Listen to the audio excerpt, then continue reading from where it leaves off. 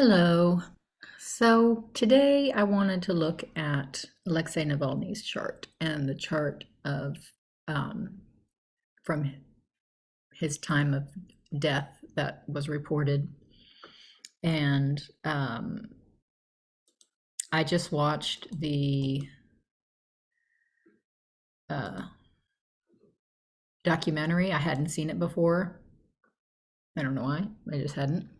And I was sobbing because really, if you haven't seen it, you need to watch it. Um, I got this off of astro.com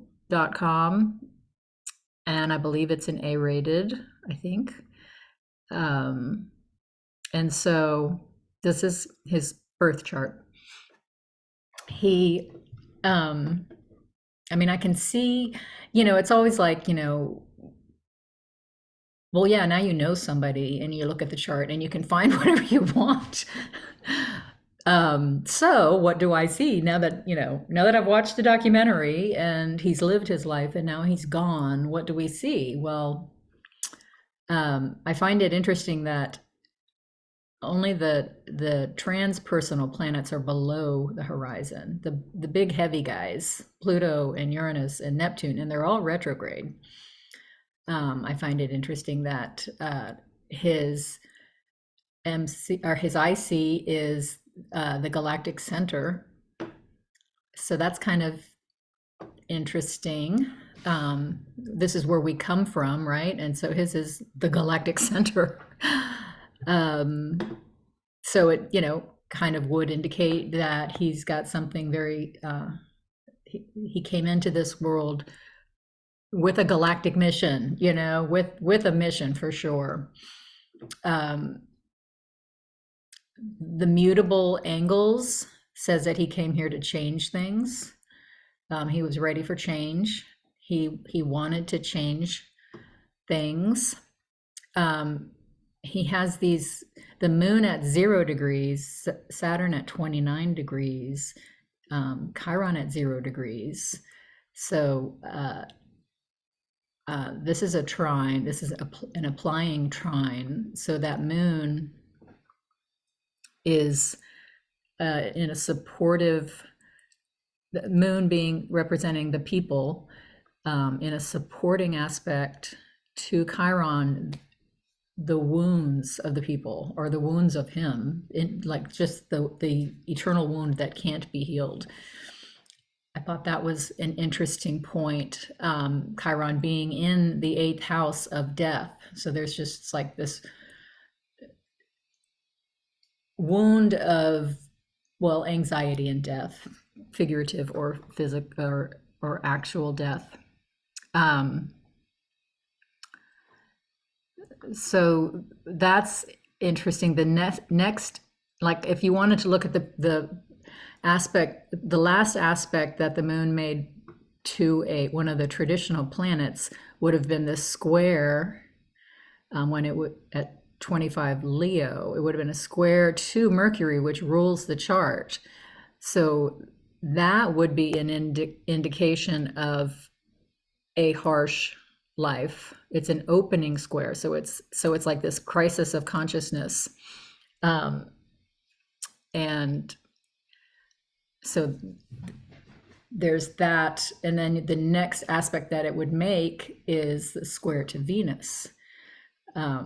So the Mercury rules not only him, but also his 12th house of karma and his midheaven, which is his mission in life, where he's going. And so there's that square. And then there's the next aspect is to Venus, which rules the 9th house of our beliefs, and foreign things, but like our higher learning, our beliefs, what our worldview.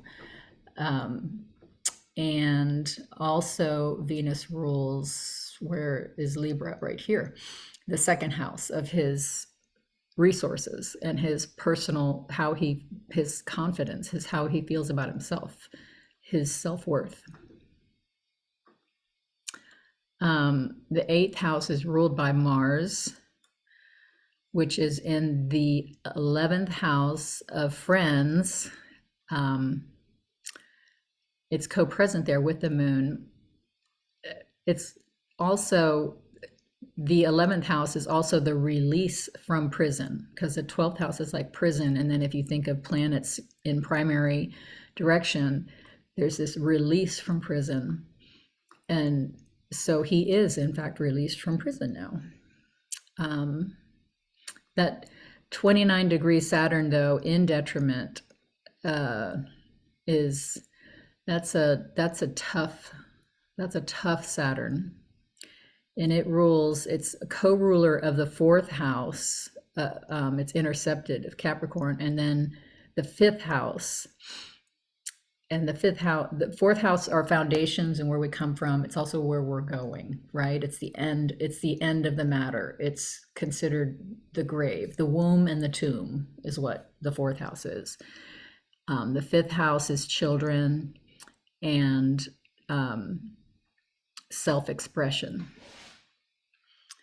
So having that up there in the 10th house in detriment is just like he's getting himself in trouble by speaking his beliefs and speaking his mind and his desire to change. That's putting him in detriment. Pluto's in the first house. That's just, he's here with a powerful mission. Uranus in the second house. His resources are going to be surprising, could change at any minute. Neptune in the third house. He's kind of a spiritual communicator. He had a spiritual message to share. What else did I want to talk about?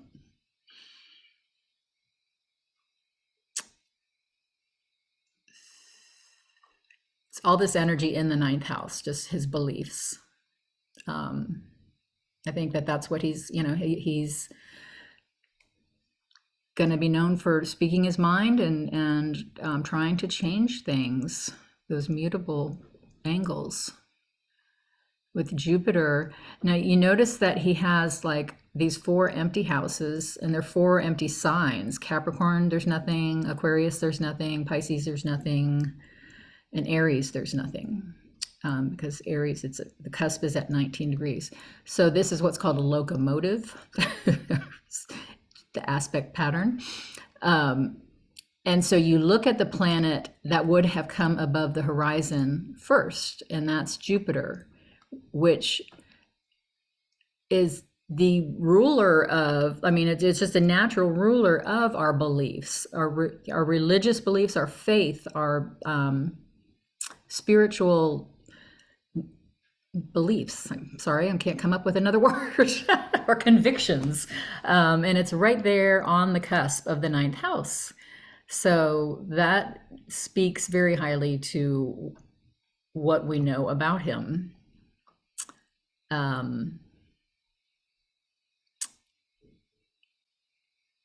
Yeah, that ninth house is also like publications. And so he had his blog. The fact that it was a video blog is interesting, with Taurus, or Venus ruling Taurus.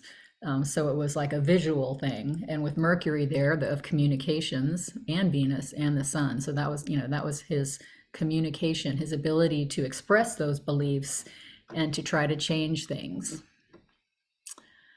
So now if we look at the death chart, and again, I had to build this from scratch, but it was reported that he died at 2:17 p.m. And so we look at this as an event chart. He is ruled by the sun, because it's a Leo rising, and there's the sun in the 8th house of death, in detriment.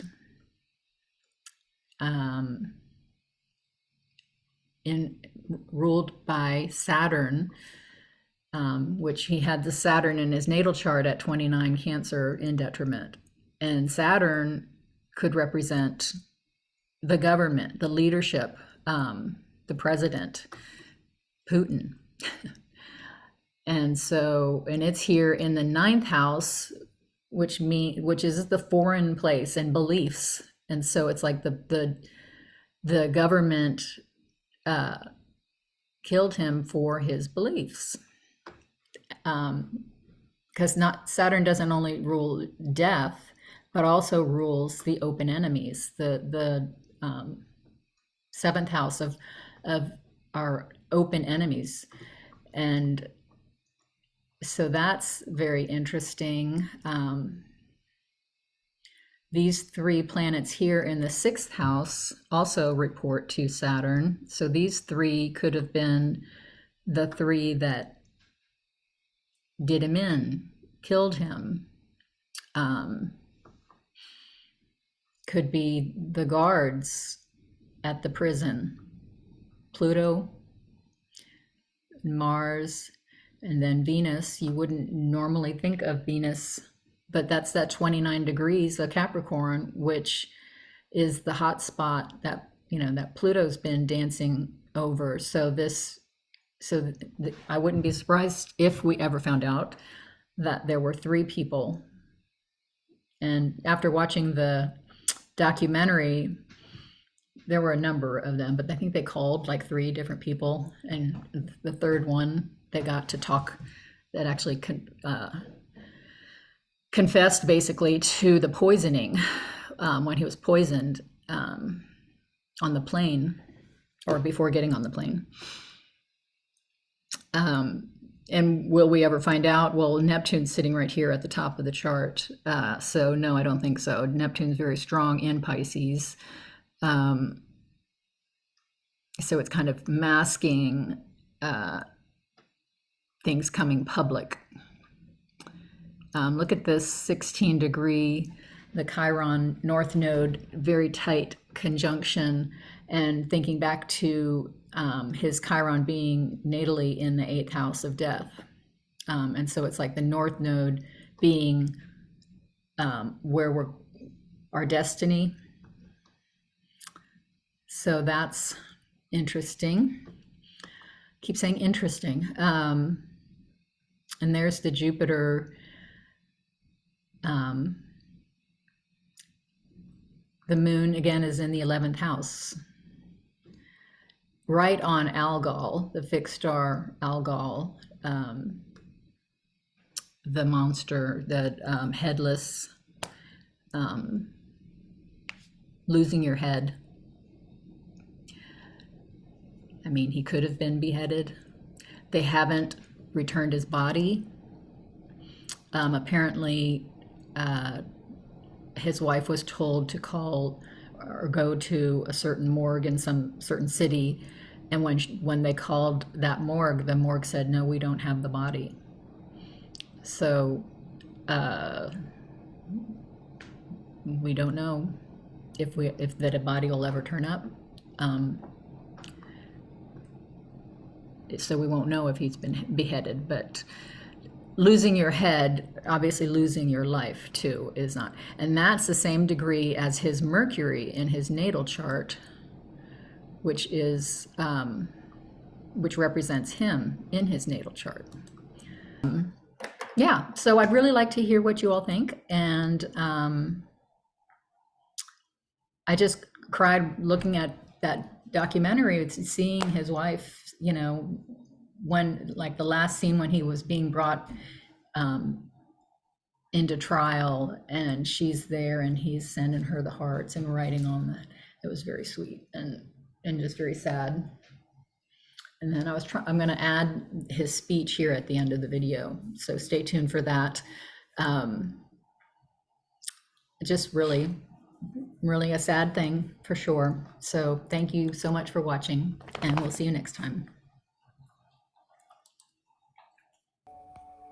Alexei, if you are arrested and thrown in prison, or the unthinkable happens and you're killed, what message do you leave behind to the Russian people? My message for the situation when I'm killed is very simple: not give up. Do me a favor, answer this one in Russian.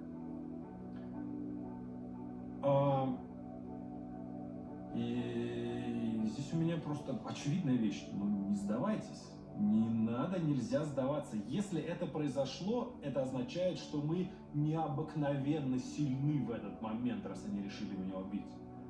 Ну и нужно использовать эту силу. Не сдаваться. Помнить о том, что мы огромная сила, которая находится под гнетом вот этих вот чуваков плохих, лишь потому что мы не можем осознать, насколько действительно мы сильны. Все, что нужно для торжества зла, это бездействие добрых людей. Поэтому бездействовать не надо.